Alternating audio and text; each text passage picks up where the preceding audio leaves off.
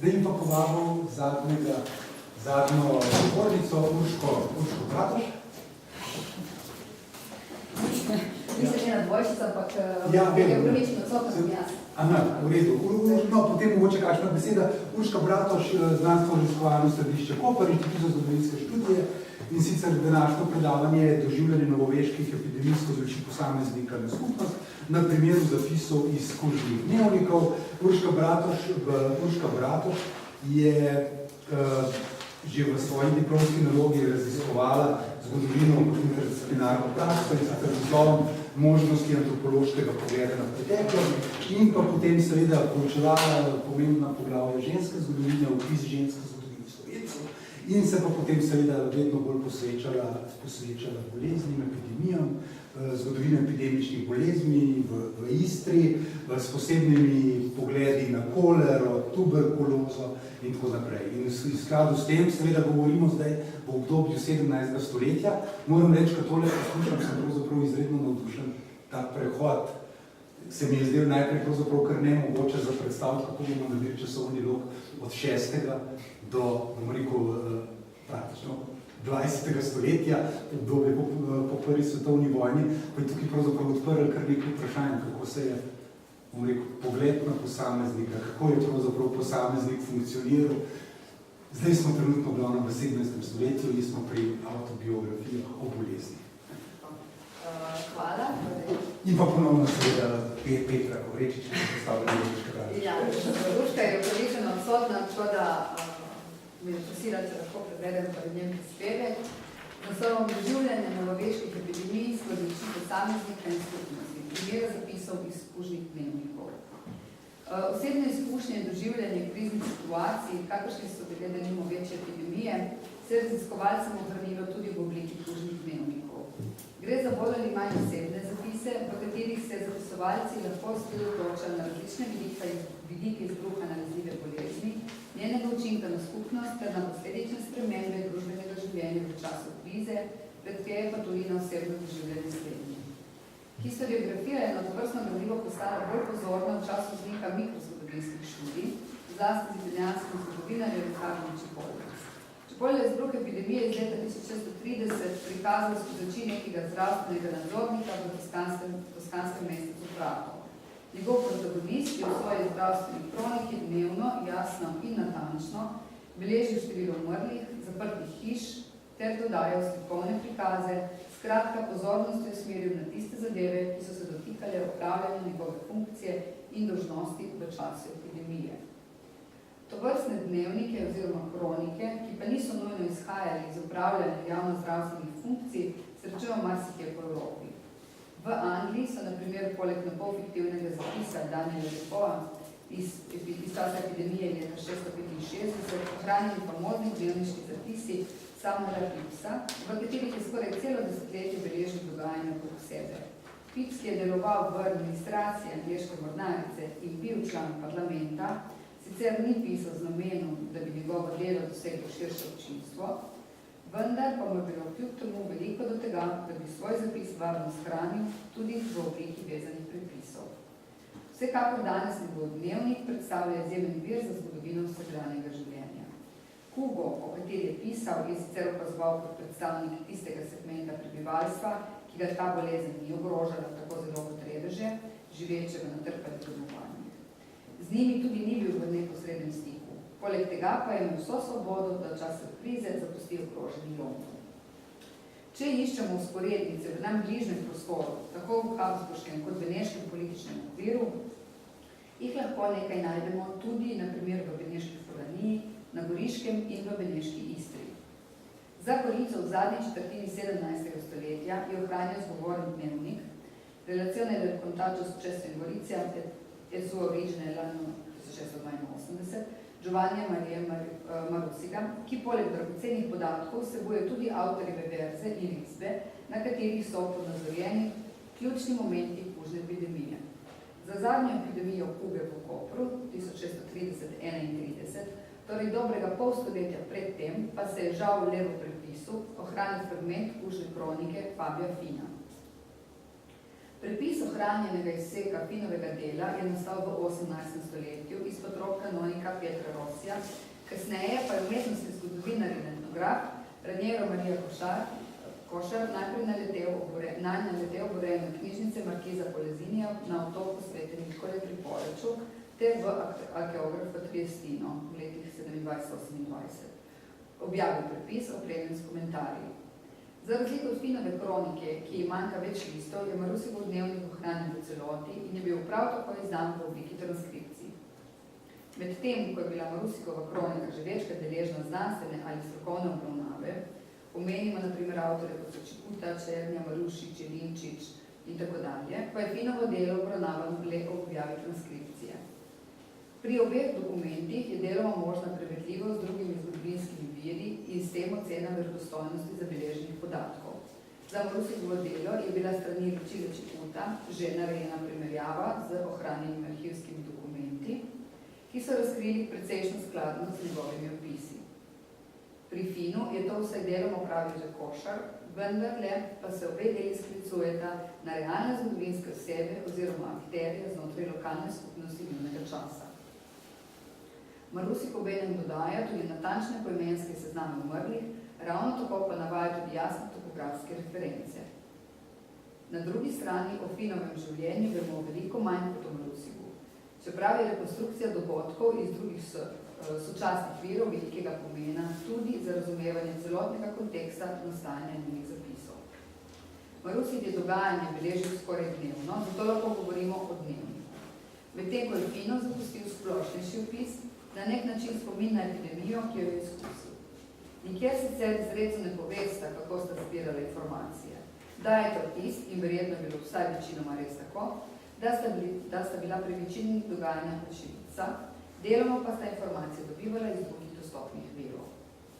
Oba zapisovalca sta sicer sodila med višje družbene segmente, Marusik kot klerik, kaplan in spodnik v goriškem samostanu Svete Klare, Fino pa kot mestni sindik. Vendar pa sta poziciji, iz katerih sta opisovali dogajanje med epidemijo, malce različni. Marusik se zdi, da je potek goriške epidemije opazoval nekoliko daleč. Bil je namreč v karanteni, v stavbi na trgu Travnik, tik ob mestnih vratih, kjer je imel dober vzgled na javno dogajanje. Tudi kritično, ostro in včasih pikro. Medtem, ko je pri Finu deloma zaznati tudi osebno izpoved in čustvenost ter neposredno vpletenost. Nenazadnje, to je mogoče izvedeti iz drugih virov. Je slednji tudi sam v koprski epidemiji izgubil nekaj članov svoje družine, čeprav je bila že po nekaj mesecih epidemije njegova hiša zaprta, kar pomeni, da je tudi Fino verjetno večino časa preživel v karanteni na svojem domu v bližini glavnih kopenskih mestnih vrat.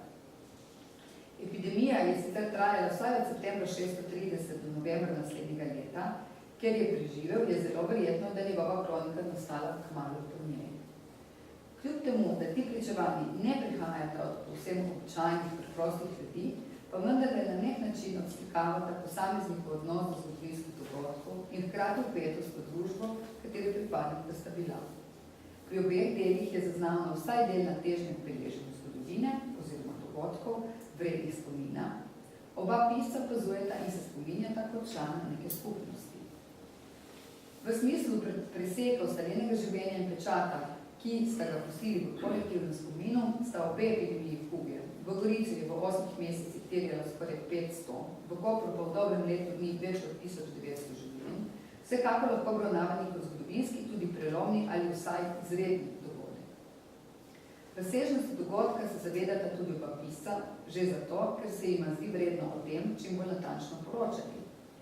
Ameriški medevist John Aber je nekje zapisal, da so že srednjeveške epidemije kuge spremenili pisanje kronik v smislu, da je njihov avtor od tedaj dalje sebe dojemal kot subjektivnega opazovalca dogodkov, ne pa zgolj posredovalca zgodovine, ki je bila že zapisana v Božjem načrtu.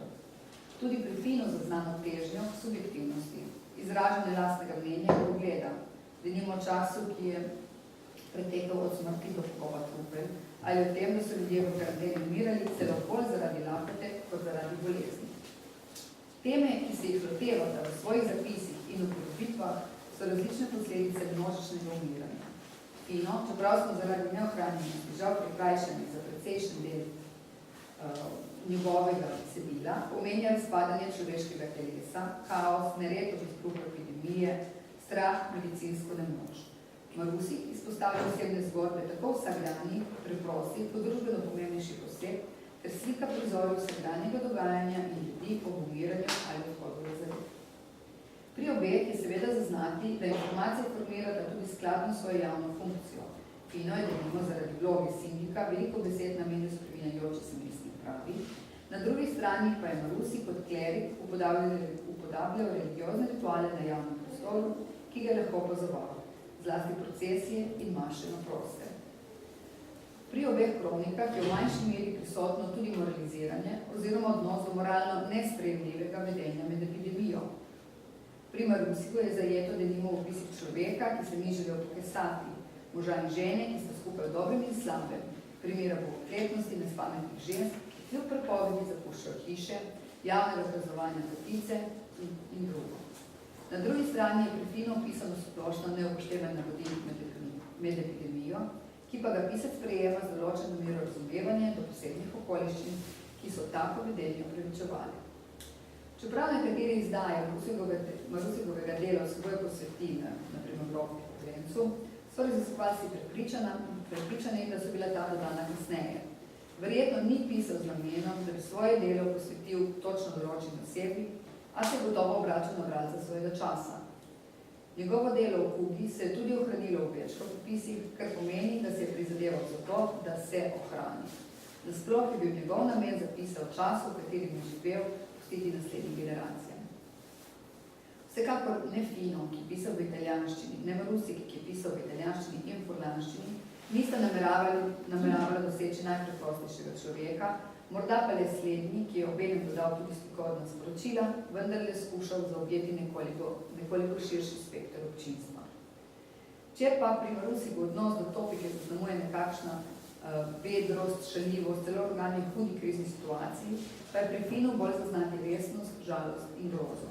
Ta se odraža skozi prvoosebno pripoved, čustven jezik, metafore, naprimer kužni ogenj, slike, naprimer srce se mi para in rabo čustveno zaznamovanje oseb. Kljub temu pa, vsaj iz ohranjenega fragmenta, ne izvemo ničesar o njegovi osebni boleči izkušnji izgubi svojcev med epidemijo. Najverjetneje to kaže, da je bil dokument vendarle namenjen tudi nekemu formalnemu poročanju.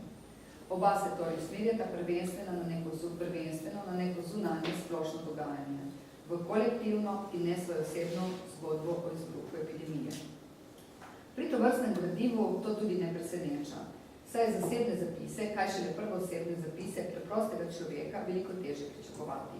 Tak tudi primer pisem, ki so nastali v času koprske kuge v 16. stoletju in so bila dodana poetičnemu zapisu o epidemiji, so denimo nastajale z varne razdalje zunaj ogroženega mesta, zato so se tudi mnoge informacije izgubile ali preoblikovale preko posrednikov, ki so jih prinašali. Najbrž je bila tudi aktivna vpetost v dogajanje med epidemijo tista, ki je ključno prispevala k osebnejši naraciji, zato bi morda več koristnih informacij za goriško epidemijo lahko iskali domnevno ohranjenem dnevniku duhovnika Štefana Mazetiča, ki naj bi, za razliko od Marusika, ljudem tudi dejavno pomagal. Ne smemo pa pozabiti, da Marusik v svojem dnevniku z besedami in čopečami slika tudi številne preproste ljudi z imeni in osebnimi zgodbami.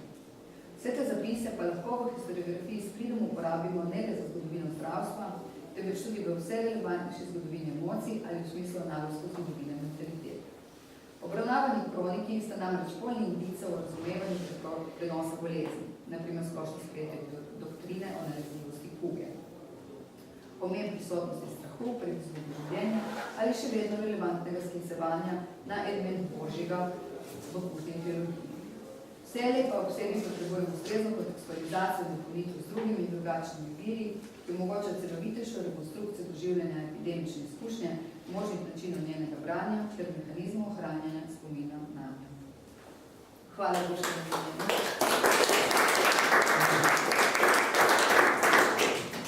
Mislim, da smo časovno prišli zelo tako, kako mora biti.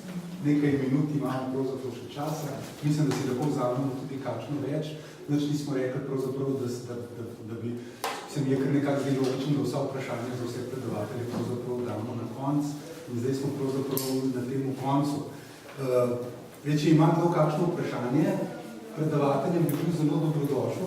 Sam bi pravzaprav imel zelo veliko za vprašati, se mi je pa ena utrna ena misel, ker sem že prej pravzaprav začel, če na eni strani vidimo, da v starejših v zgodovino gremo, seveda vsi vemo, da je manj virov, bolj, ko se bližamo 20. stoletju, postaja preobilica virov, praktično prezasičenost, ki kdaj morda celo pripelje do podobnih rezultatov.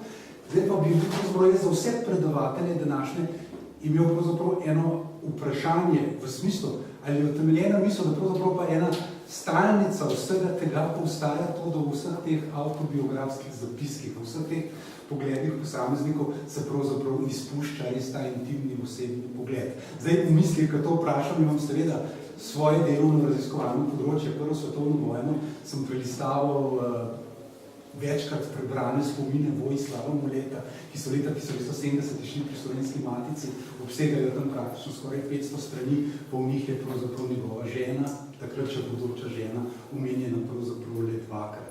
Noč so pomenjene vse podrobnosti. Danes smo slišali od Mateja Kriberška o baronu Žiga Herbersteinu, praktično ne omenja nobenega osebnega podatka, vmes imamo v resnici kar nekaj stoletij, pravzaprav dolgo obdobje. Seveda domnevam, da tudi v 7. stoletju ne najdemo nobene reference, ki bi to, kar pomeni, da ali je to morda, čeprav vsi vemo, da je v zgodovini praktično podvrženo vse naši pogledi, prezentacije, razmišljanja, spreminjanja, telo, duh in vse skupaj, a je to pravzaprav praktično ena stalnica, praktično vse do danes, kjer pa kar nenadoma posvečamo osebnim zgodbam zelo veliko. Zbiramo že pričevanja živih, se pogovarjamo o vsem mogočem in tako naprej, kar pomeni nek časovni log za predavatelje, če ima kdo kakšno misel, pravzaprav tudi zanimivo potistočiti.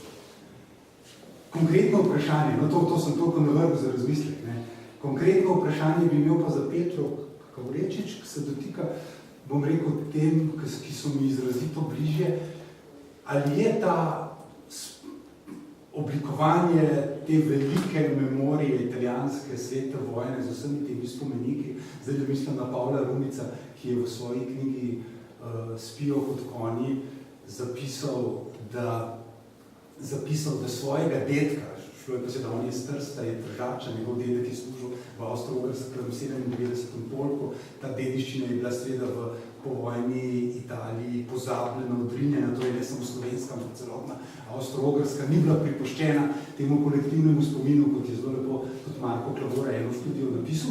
Me pa zanima, ali je kaj nelagodja ta monumentalnost sprožala tudi, bom rekel, pri italijanskih veteranih.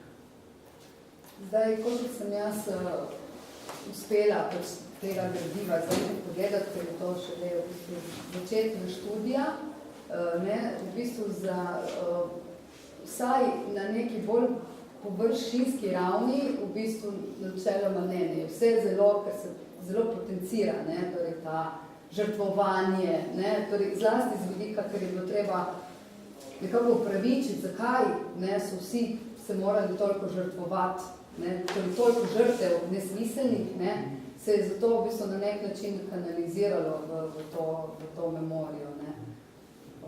Tako da na prvi na prvo dolgo recimo ne. Najlepša hvala. Morda še do kakšno misel, vprašanje?